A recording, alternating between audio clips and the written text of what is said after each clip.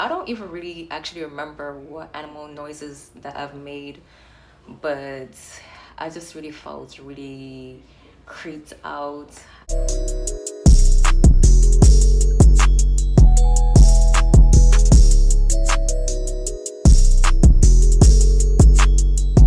Hello babes, welcome to my YouTube channel. In today's video, we are going to talk about weirdest fetishes I've ever experienced on cam. And I decided I wanted to do this video because it's something us cam models can relate to, and something that's going to be fun and entertaining, and you guys can share your experiences in the comment section. And it's normal to come across one or two clients that's going to ask you to do something strange or tell you what they're into, and you're like, WTF, how can they be into something like that? A lot of these terms, I didn't even know it even exists, because before I even got into this industry, I only knew the basics. I thought it was only those, for example, like feet or your hands. And doing this industry, it's like a whole Pandora box that's just let out, with people telling what they're into. Some things you prefer to not even know because it's like too much information. And learning about these fetishes, it could be either fun or it could be really triggering. So it's like really double-sided. And I have my list on my laptop. So the number one is giantess. And I think I'm pronouncing it correct me if I'm wrong, but giantess is when you pretend that you're a giant and your client is small. You're using your feet or your foot to like crush on them, and they're really into it. It can be considered as humiliation or domination, because the person is being portrayed as submissive and you're the one in control. I really enjoy doing that. I mean, I think that's like the most unique one on my list. And I have a story time to tell you guys. There was this person that asked me for the first time, and I was clueless. He told me the meaning, and I'm like, sure, we can do it. His request was to put a piece of bread on the ground and just crush it and make some insults. I quickly went into the kitchen, got myself a front or back bread, because that's something to eat, like either one, I don't really eat it. I put like a towel on my carpet because I didn't want my carpet to be messy from all of that. I put like a towel, I put the bread, and then I just started crushing the life out of it, and I made some insults, and I don't even really remember what I said as my insults, but it was really fun. Second one is make animal sounds, and this person, I feel like this one is like, I'm not gonna say like the most disturbed, but I would say like one of them. And the reason why is, it's not because I made animal noises for him, but it's like his other requests, because it was something that was like illegal. And this was on video call, it wasn't like on a campsite. And he was just like a weird person. And I told him like, I'm not gonna do that. End up blocking him, and you know, all money is not good money, and it's not worth your mental health. And I don't even really actually remember what animal noises that I've made, but I just really felt really creeped out. I felt uncomfortable. So that was like, it was really too much for me. Number three is play with my belly button. I had several people ask me that, like to like tickle my belly button, but this other person, he gave me like a cold, dark energy. And the reason why is because I think he asked me if I have any comb, and at that time the only comb that I had was like a rectal comb. So a rectal comb is like, it's like slim and has like that sharp thing at the end, and it's like usually like when you're doing like a wig install, but you guys can search it up. It can be, I think maybe like a tail comb or rectal comb, but you're gonna see it.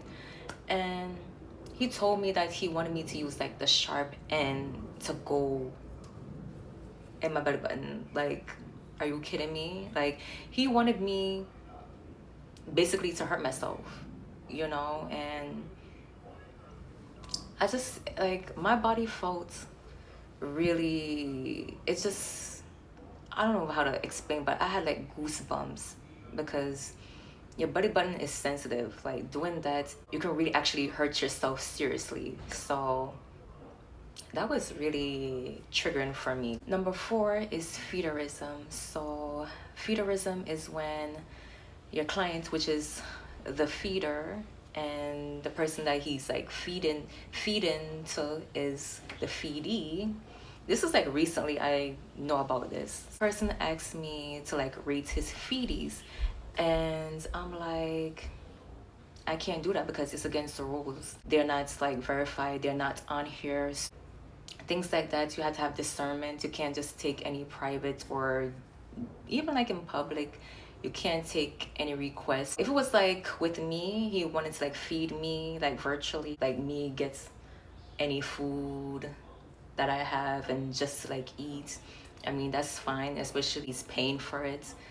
I mean, I'm a big foodie. I love food. And only if it's like that, I mean, that's good with me. Number five is fart or burp. I don't know how a person can be really turned on with things that are like gross and that's like no manners. You have to know how to do this on command. With me, I don't know how to do that. I would say you can get away with farts because you can just stand up, play fart noises on YouTube or somewhere else. But when it comes to burp, they'll have to see your face with you doing it, and that's gonna be like a lot of work. I don't know, like that would take like talent because I don't know how to burp on command. Like, let me know, you guys, if you know how to do it on command because I don't know. I tried to do it in a private and it wasn't successful, and people are impatient, a lot of them. Number six is want to see my monthly. I actually like people who are like that. Don't judge me, but they actually pay really good. It really turns them on when you're on your cycle. They be wanting me to just yank the string out and show it to them, and I had to tell them like, no, I can't do that, it's against the rules, like I can get banned for that. Even after that, they still tipping me. And the fact that I don't have to like really do too much work down there. Number seven is watch me do dirty things. I had this customer that wanted a custom video. He wanted me to basically use the bathroom. I can't really go into detail, but something like that. No matter the amount of money, I wouldn't do that and tarnish my name, my brand. Just that's something that's gonna be embarrassing. It's a high chance you can end up being on the internet with that, and like people is gonna, I know that you cannot care what people think, but still in general it's just something, it's just certain limits you shouldn't be doing, and that's one of them. And even if it's like a video call, still a person can screen record you and put you out on the internet. Number eight is want to smell stinky feet. And I had several that asked me for that. Well, one or two. And this main person, he just always talk about he wanna smell and lick my stinky feet. I'm just pretending that I have stinky feet. I'm like, yeah, I have stinky feet. Like, I'm just entertaining him. But I don't know how a person can be into something that smells. I mean, sometimes I wonder if they just trolling or they really actually into something like that. With me, I'm not into that. With me, I'm big on hygiene.